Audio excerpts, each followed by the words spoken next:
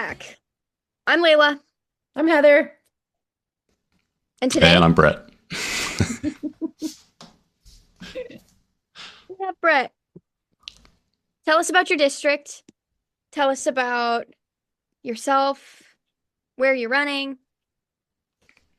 Yeah, so I'm running for House seat in District 26. I am my reason for running. It's actually really started after the Alex Preddy, I guess, lack of a better term, assassination. That kind of it was kind of the straw that broke the camel's back. You know, obviously, over the last couple of years, it's been hard just to see the stuff going on and wondering, who's going to actually say what you want them to say, and you don't ever get that person. And after that, I just, my wife told me, my wife Bridget told me, that our incumbent was running unopposed, and I find that kind of detestable. That democracy is about earning your votes, not just kind of getting them, by default. So yeah, I decided I would run, and that was a couple weeks ago. So it's been a busy couple of weeks, but Yeah. Do you have a primary opponent? no, I do not, that I'm aware of. Assuming there's none. I haven't heard anything. So That's good. Sorry, the page is glitching with all the questions. What makes you different from other Democratic candidates in the state? I don't feel like I'm running on a platform that is necessarily what you would consider a Democratic platform. If you were to look at the National Party, I think it does align a lot on in the state. But if you look like the DNC or the National Party, I don't, right to repair is one thing I'm running on that I don't see a lot of, oddly. The school vouchers and the water quality, those are things that obviously Democrats in the state are very adamant about.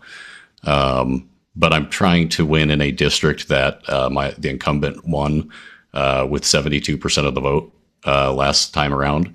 So, the math shakes out to essentially we have to, convert some number of Republicans in the district over.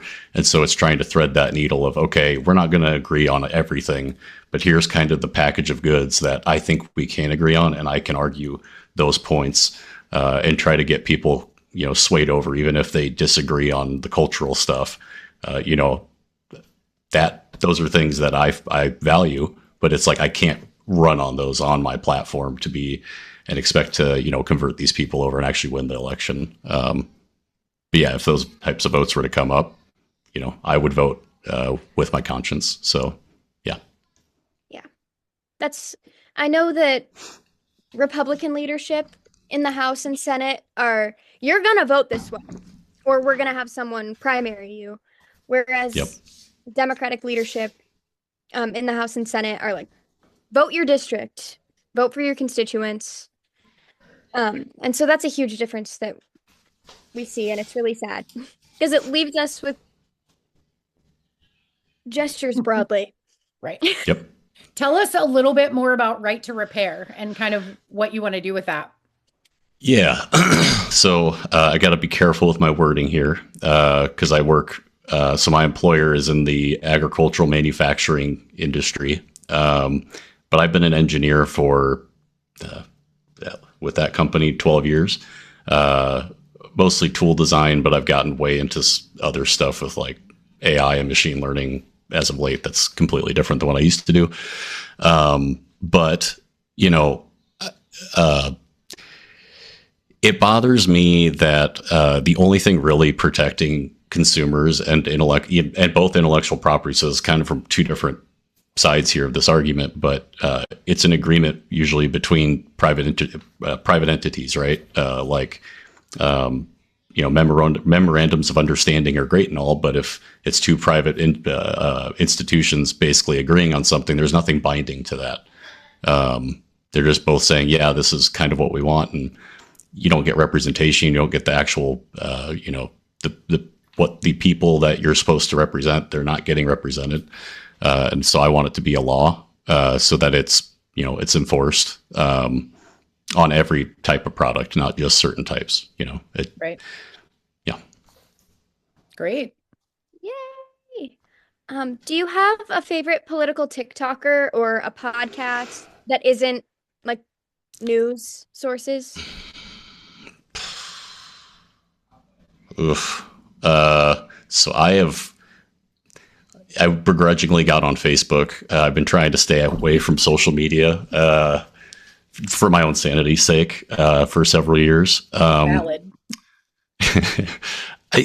There's a lot. I don't agree with everything, but I mean, there's obviously like Ezra Klein. I don't agree with maybe about 70% of what he says. There's a couple things. I won't get into details. But there's, trying to think of some others here. There's some very more progressive like YouTube stuff that I try to keep up on. It's kind of a hodgepodge of like a lot of different sources. I think I confuse the algorithm a little bit because there's even some like, what you would consider more conservative, not outlets, but channels or whatever that I still will listen to because I want to kind of understand, the mind of folks that live around me. Because I feel if we don't try to understand the other side, that's when, authoritarianism really takes root. So yeah, I think I confuse my algorithm, to be fair. Fair enough. Do you take any corporate money or lobby money on your campaign and you vow not to? Yes, I'm not doing that. I absolutely. So I would say there's a difference between advocacy groups and corporate. Like obviously, like if an advocacy group wants to donate, absolutely. But yeah, no corporations. That's actually one reason I'm very upset about my opponent. I looked at his who has contributed to his campaign, and I was not thrilled. It gives it. Yeah, it's not people. It's out of state interests and stuff that siphon money from our districts. And I'm very much my campaign's the dynamic really is like builder versus extractor is kind of the dynamic I'm pointing at. And it's a lot of what the state GOP is doing is extracting wealth and extracting our value out of our counties and our districts, especially rural districts. I think it's about time we start voting in our self-interest and try to preserve ourselves, because if we don't, no one's going to stand up and fight for you. But yeah, no corporate. Yep. That's good. We like that. If you look at the legislature as if it's like picking a college major and minor, what would you major in and what would you minor in like a policy context? That's a tough one.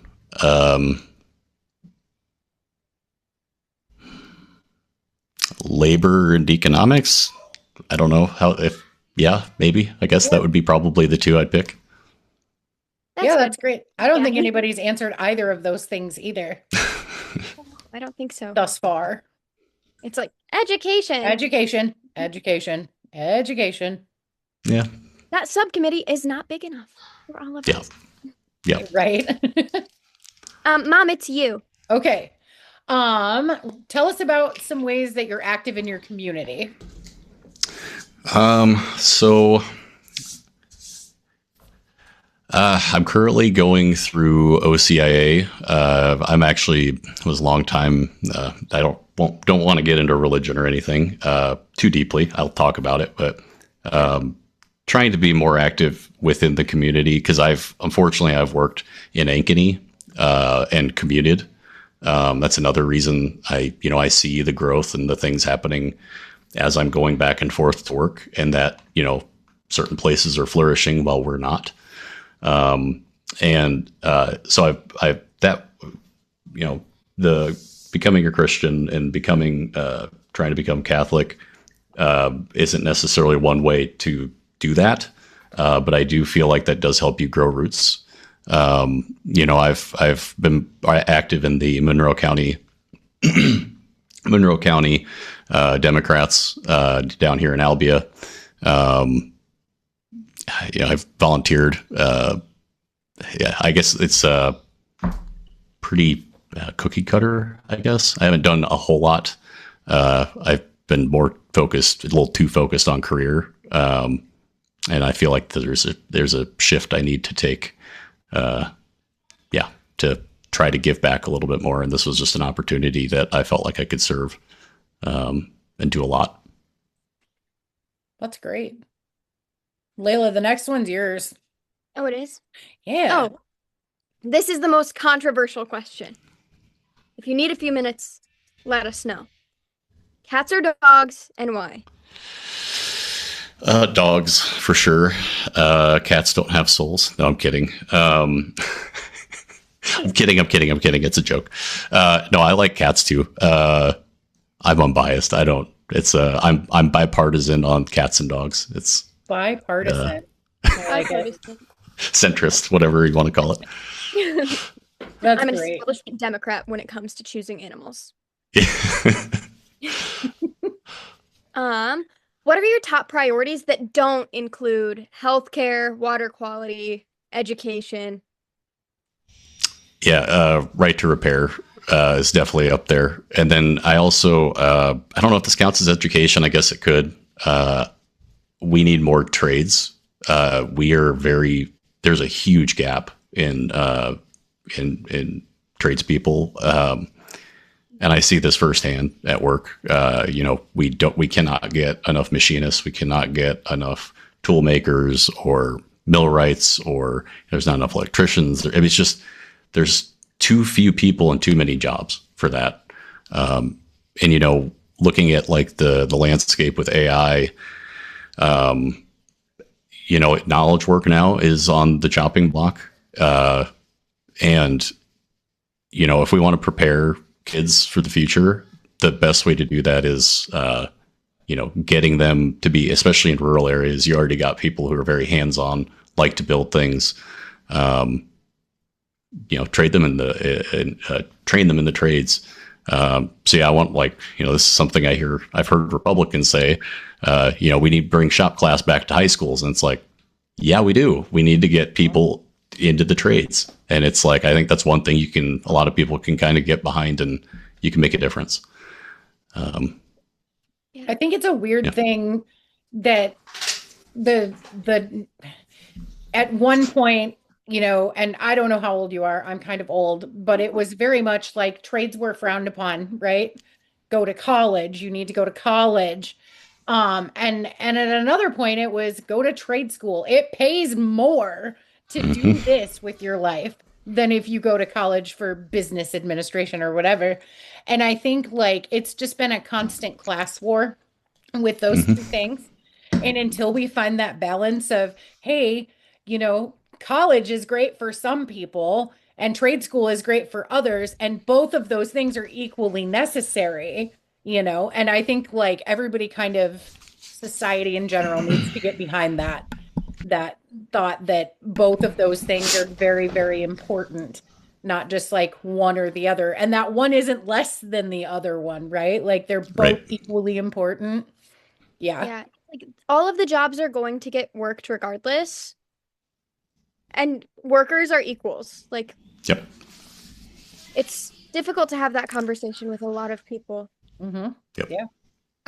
Do you support regulating AI? Yeah, I do. So I use it a lot for work. That's kind of where I'm currently, the industry I work in. I also know a lot of people who work for some companies who kind of help build the data centers, and even they are like, this is insane. It's scary. The amount of money that gets pumped into building these data centers, and the amount of it's not necessarily the technology that yes, it needs to be regulated as far as that we're aligned. That it is aligned with our interests, and that it's not going to have some knock-on effects in a few years where it we can't really control what it's doing situation. And so if we don't really try to do something about that, we're it could be very dangerous.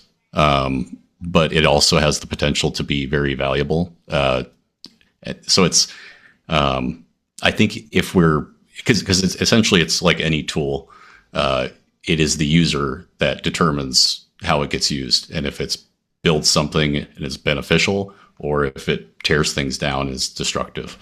And so it's really up to us to figure that out. And I think the only way to do that is through regulation. Yeah.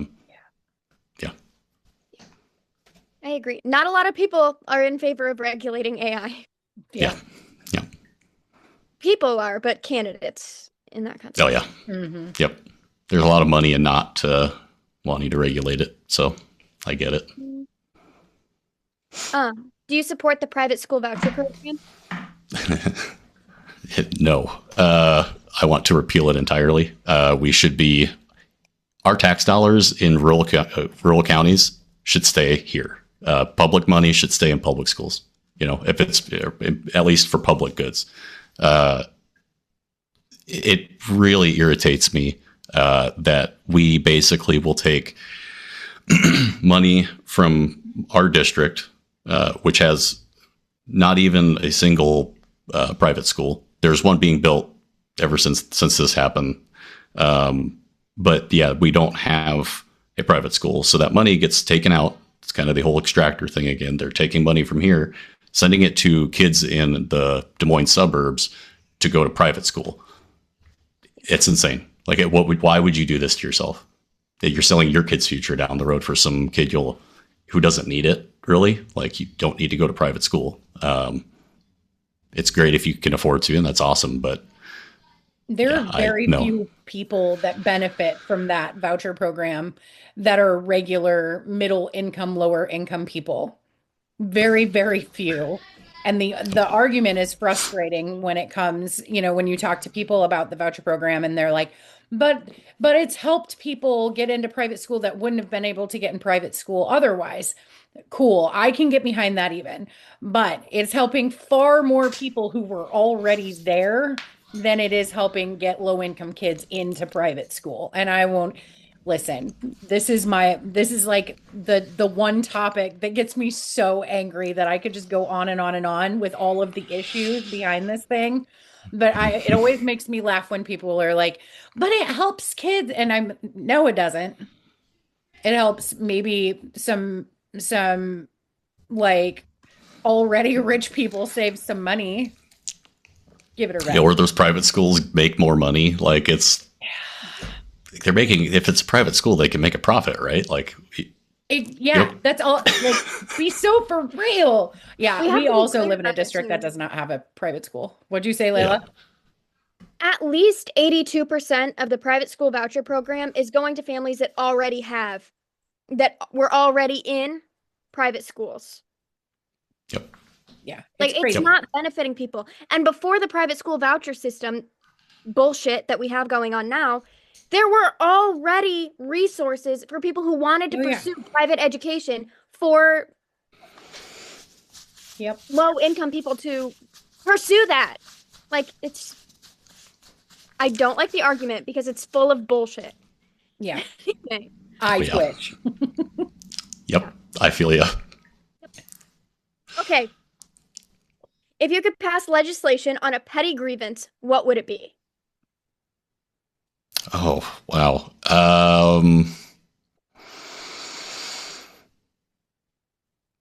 I need better EV charging for my car. I bought a EV and it's just, they're so few and far between. The infrastructure is terrible. I don't know. That's not a petty grievance, I don't think. I think that actually fixes a lot of whatever. But to me, it's like, it's just frustrating. It's like, I have to go way out of my way to charge at this one place just because okay, whatever. It's like, I call it petty grievance because anytime I talk about this with anybody else, like, well, you have an EV.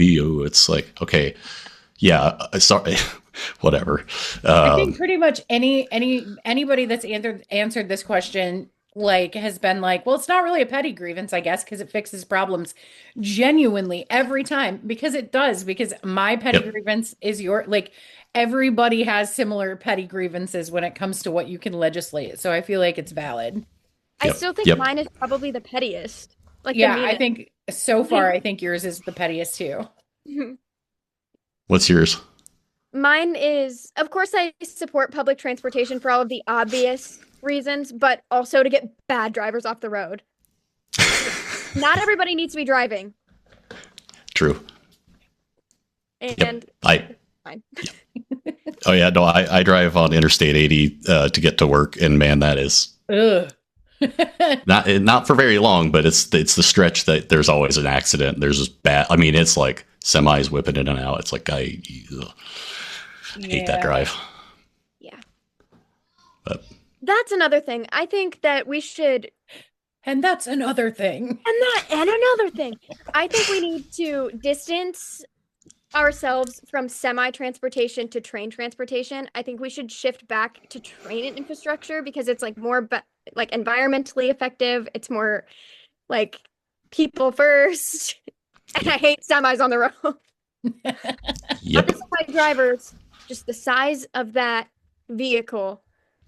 And that they're handing out a CDL to just anybody now, it seems. yeah, Yeah, that's a thing. I don't know what's going on there. We should deep dive more into that and find out like did the restrictions like lessen or something? What happened? You got to regulate CDL or something. Like, yeah, Yeah. should put that on the platform. It's, True. It's Anyway. true. Oh God. You piss off Oh, half of Iowa. semis. Half of Iowa would be like, that's it, I'm out. I'm out. Okay, Mom, it's you. I lost my spot. Oh, we're at 12. It's highlighted. Oh, okay. What would you consider valid experience for someone who is running for Iowa House or Iowa Senate? Having worked a real job. I'll leave it at that. I don't want to throw too much shade at my opponent, but I kind of just did. So anyway, Fair I enough. think you should probably define real job for the viewers. you've actually been employed and worked with other people at some place that produces something. Perfect. Thank you. That's yeah. it. That's all we needed. Yeah. Just so it wasn't like you've only worked Oh, yeah. at McDonald's. McDonald's or yeah. No, that's a real job. Yeah. Okay, cool. Yep. That's it. That's it for clarification. Yeah. Yeah. I had a thought and then I lost it. That happens pretty often here. Yes, I we have some agree. experience to add. Have at it. And I should have said this in my own, but I feel like it needs to be said. Not being a conspiracy theorist, I feel like everything's a conspiracy theory when you don't know how shit works. And I think that you should have at least like a gentle grasp on how something works before you run for office. And not be like some lying conspiracy theorist running for office. Because that's crazy. valid. Why are we seeing that? Ugh. Okay. Yep. I feel like that's Sorry. a good thought. Good addition. Okay, so you just announced, so this doesn't necessarily apply yet, but I'm sure that it will. Campaigning is hard and it's a lot. And we always ask kind of what keeps you going or what will you look at to keep you going when it gets overwhelming and crazy and hard? Just the little bit of support I've gotten for running. And it doesn't matter if it's Republican or Democrat. I think a lot of people see, I'm trying not to get emotional. A lot of people see somebody who just, focus, career, work, family, and just like, because that's what a lot of people go through. But it takes a lot of courage and a lot of like you're putting yourself out there to do this. And I think people, when they know it's real, they feel it, and I feel that back. So it's like that kind of keeps me moving forward. And then also again, I don't want to throw faith in there, and my wife would roll her eyes at me because I'm doing it. But understanding that there's a bigger purpose to all this, and that we are all humans are all equal as far as there's nothing. So just because someone gets elected into office, it depends. Again, it's like a tool. How do you use it? And I just want to make sure I keep myself grounded and connected to what I'm doing and why I'm there, not just that I'm there and that I am this person. Like it's bigger than that. So yeah. Good answer. Mm-hmm. Okay. So the next two are very similar, but also not nearly as like deep and thoughtful. What is your hottest take? So your kind of your most unpopular take. I got to think about that. Oh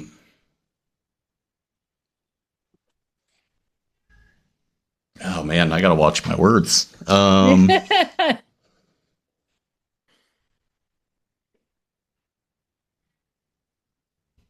It may be useful to remember who you're talking to. Yeah, well, yeah, no, you guys probably will agree. It's just I got to think. There will also be a point where almost nothing you can say will be a hot take to us. Yeah. I don't know.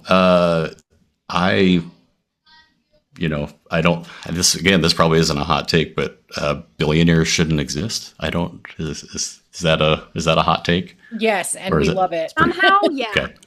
Perfect. Yeah, that would be considered a hot take. As far as we weird and total agreement, but yes. Sorry, I was just thinking through. I'm like, I don't know. That's probably the hottest take I can think of. But. Yeah, internally clapping. Okay, so the next one is, what is your wokest take? Okay, so this is I don't want to have to throw it back on you, but what would you define as woke? Because it's hard. I always have to ask specifically Republicans, what do you mean when you say woke? Because it's always one thing. I just want to make sure I'm genuinely. I don't even think we know what woke means specifically. So basically, if a Republican would hate it, we'll probably love it and would consider it. I can give woke. you my example. What's your example, Layla? My example, I think, was Did you just lose it? No, I'm trying to reword it into a quick way. That Republicans and capitalists will argue that socialism breeds laziness. Meanwhile, I think that the laziness that they argue would exist hypothetically already exists now, because billionaires don't work, people who own companies don't work, and we're so worried about working all the time and tiring ourselves because it's required for survival, makes us lazy, aside from working. So my argument is that the laziness that socialism would breed already exists. I think that was my focus take. Yeah, I guess. Wow. Okay, so if I was to, I don't know, because this can go so many different directions. I guess I'll say wokeist take.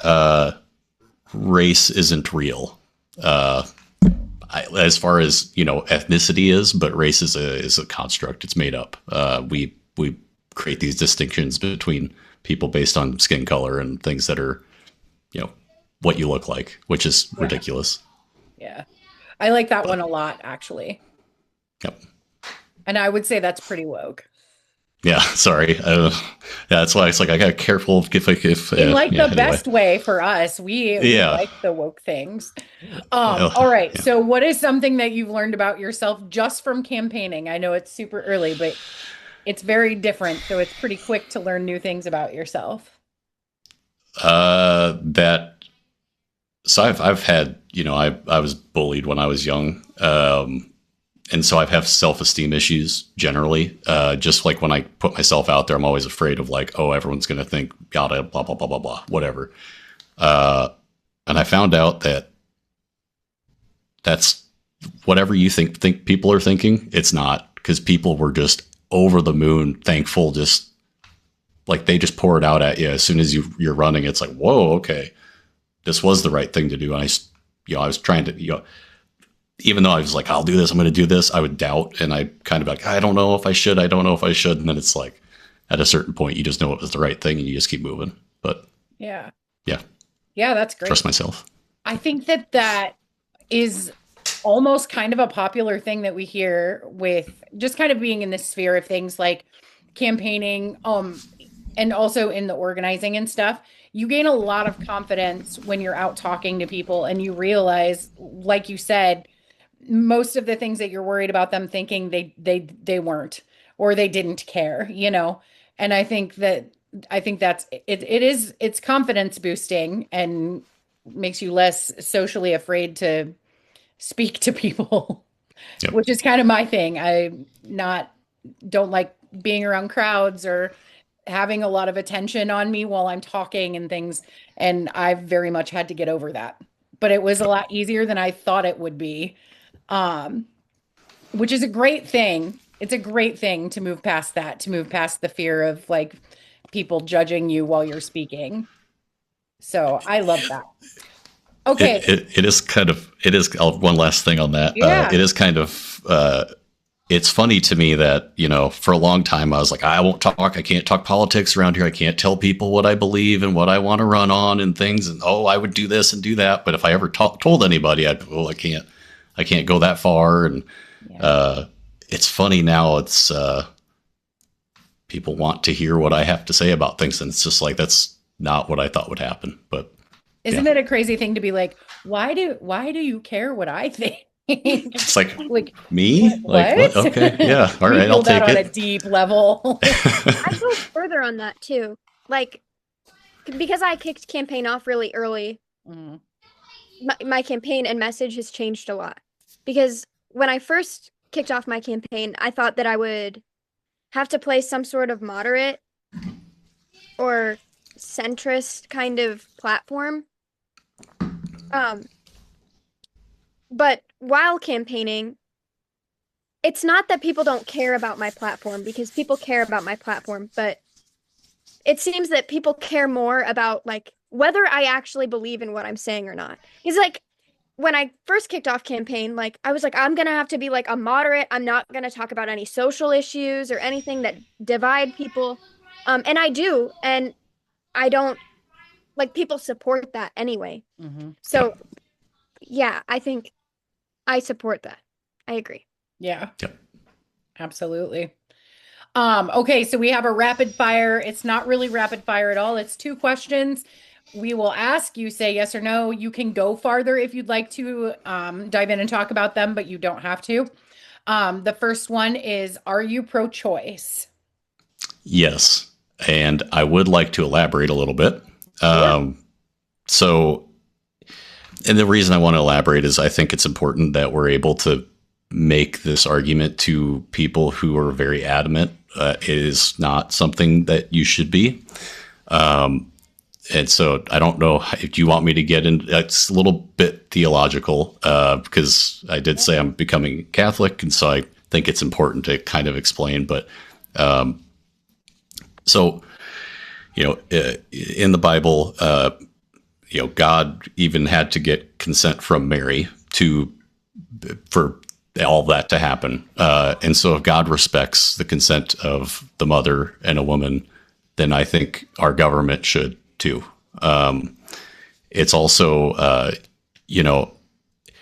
my thing is if we really care to reduce abortions, because I don't think anyone's like, oh yeah, abortions are amazing. Like we should have all of them all the time. Like it's not why that happens. Like there's reasons why. And in engineering, in manufacturing, we have to look for root causes. What causes this? And a lot of it is poverty. It is, it's the economic issue mostly. Also social moral failings like that come from poverty. There's violence and there's all these different reasons why this happens. And yeah, if we lived in a perfect world, you wouldn't have to have that.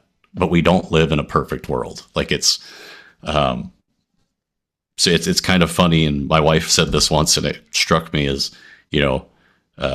you need to be so pro-life that you are pro-choice because you actually care about the life of the mother as well and the consent of the mother. And it's kind of makes your head spin when you think about it, but it makes sense after a certain point.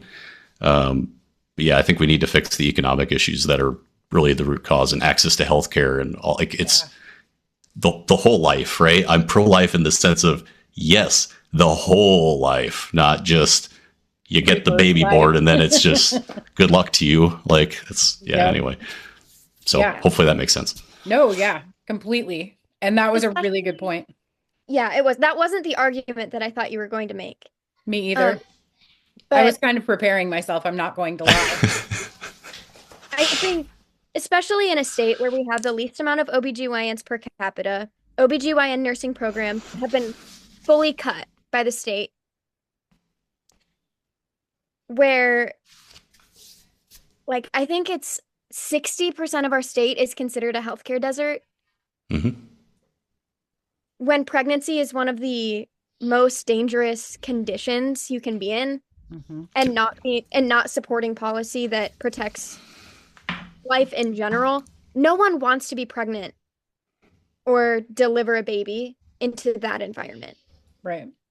So, like, there are people who want to have families here that can't, that won't, because they aren't supported. Yeah. And Yep. it's exhausting.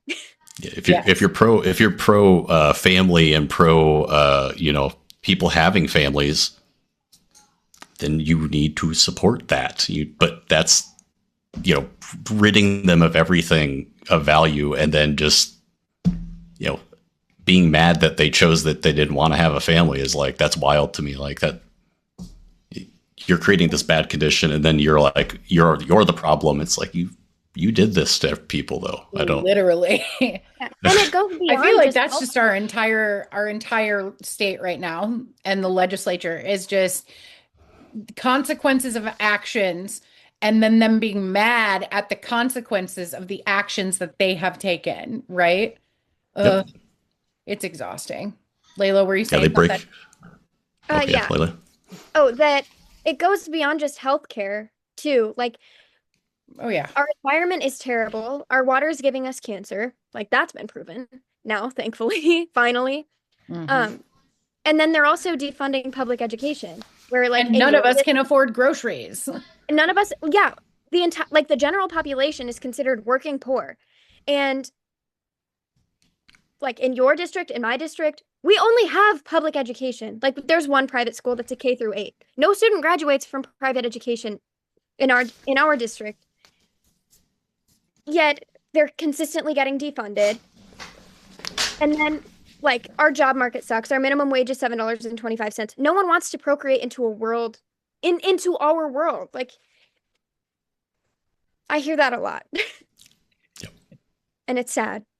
And yeah, if we really wanted to make this a more welcoming and happy place where people wanted to bring children into the world, then we would worry about our communities and making them better and more comfortable and more sustainable, instead of worrying about how to cram houses full of as many babies as we can. Which is, they're not babies, they're considered workers after they're born. What'd you say? I mean, workers. Yeah. So I've real quick on that point. So it was funny because I told my wife a long time ago, before we had, it's probably when our son Asher was a baby. But I told her, basically school is just meant to create workand she's like, oh, whatever. and then we read he went to kindergarten, and we read the kindergarten, I don't know, it was like some manual or some book that they sent home, and it's, it quite literally said that to create, future workers. And she's like, oh my Lord, they're like, it's like right there it's like, why do you think it's structured like, it's prison schedule? It's 8 hours. You get the set amount of time. If you're not there, you're in trouble. It's like, yep. And yes, all of that. And I've had a very similar conversation many times about school. I am anti-homework, which a lot of people have a big problem with. I am anti homework because homework just trains people, trains kids, right? To continue working when they're not at work, which creates an environment where you feel like you have to work for free, work off the clock, you have to work overtime, you have to stay late no matter what. And I despise it. I hate homework. Now, do I still make my kids do their homework most of the time? Unfortunately, yes. Do I agree with it? Absolutely not. And my kids know that too, is the thing. Like they know how I feel about it. Because I want to teach them that their time is valuable too. And while they have to work to survive, that doesn't have to be like the purpose of their life is not to work, right? Yep. So, yeah. But Yeah. Not Okay. even to to mention that, that, like, oh, good. sorry, This I'm is just going to be yapping one of on. those subjects that we can't get off of. I know. But not to mention that prisons are built on the basis of third graders. And that just disgusts me to my core. I was a third grader that couldn't really read. And that's how they decide where they're going to be building prisons Mm-hmm. to further then the school to prison pipeline into the private prison system to make billionaires more money. And that's just so disgusting. I hate it. I hate everything. See, if Yep. anybody ever got on a Zoom like this where we weren't like watching the time, it would never end. It'd be like a never ending Zoom. You'd waste someone's entire day. We've done that. We're also talkers. It doesn't help. Okay, second part of that question is do you support LGBTQ plus rights, specifically trans rights? Yes, absolutely. It's the whole, everyone is equal, and that does not matter. And I'm going to go right back to theology again. One thing when I read the gospel, is, Jesus is a very radical guy. He associated himself with outcasts, right? Like people who were not socially high up. He actually fought power structures, and it's like, I don't know if people didn't read the same book. Like, it's very weird to me that I'm like, how did you not read that and be like, wow, he's like based. What a radical. Like, what is he? This is amazing. And it's just, yeah. So yeah, no, absolutely. It's, it's Good. I don't know why people want to hate other people just for these really silly reasons. It's like so weird. Yeah. Well, we've gotten to the point where I'm waiting for the day when we have somebody on that says no to either of those questions. And I am fearful for my computer's life because I'll probably throw it, but it hasn't happened yet. So I'm banking on that. I almost half made you do that with my answer to the pro-choice one. I was like, but let me elaborate. Right. We were on edge, and then you came back and you fixed it, and we were like, oh, yeah. Well, you didn't fix it. You just scared us for a minute. Yeah. It's not fun if you're not slightly afraid. Great answer. Okay, so we have 2 questions left. Just kind of like finishing up. Why should your constituents vote for you? And which district are you running to represent? Because we haven't mentioned that yet. Oh, yeah. Let's circle back to that. District 26. So that is Monroe County, Appanoose County, Davis County, and a little bit of Wapello, because, gerrymandering and whatnot. Yeah, of course. I was not gerrymandered. Yeah, you look at a map. Right. Also, I've got a district map on the website. You can see it all. It's very blue in cities and very red right around the cities. Just carved right out. It's weird. Crazy. Weird. Anyways, yes, the reasons they should vote for you. Yes. So I want to make sure that we have a state that supports both cities and rural communities, and is focused on the things that actually make a difference, and really mainly focused on a better future that we can actually be proud of. And, people talk about, heritage and all this stuff. It's like, you're not going to have a heritage if you keep doing this. Like, what you should think about heritage is really not what your great great great grandfather did, but what your great great great grandkid will think about what you did. And if you sold out their future, that's no heritage. You're not, you don't care about that. And I think people think about it the wrong direction. They don't think about the heritage they're leaving for people. Yeah. So, yeah, I want to fight for what people in my district are wanting, find where we have some common ground and work for that, and really try to make that a focal point of the campaign. And hopefully when I win, take that to Des Moines and try to do what's best. Love it. Okay, so share your socials, your website, all of the things, and then finish up with what is your big ask for anybody that's watching this? So socials, I think I've got a TikTok I created. Again, it's been a couple weeks and I wasn't on social media. So it's at Mohler for Iowa on TikTok. I think it is also that on Instagram. I might be wrong. Facebook, just search Mohler for Iowa. Website is mohlerforiowa.com. If you want to email me, it's Brett, BRETT, at mohlerforiowa.com.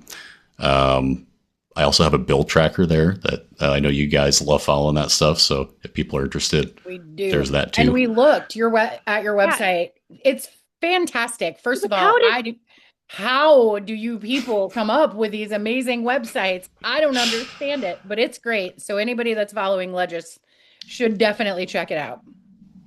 Yeah. And then big ask would just be, if you can't donate to the campaign or a campaign, share stuff on socials, like just help spread the word, get exposure. You gotta trick the algorithm into supporting what you're wanting. Yeah. So yeah, if you can't help with money, a share is just as valuable. And I'm sure you'll need volunteers soon.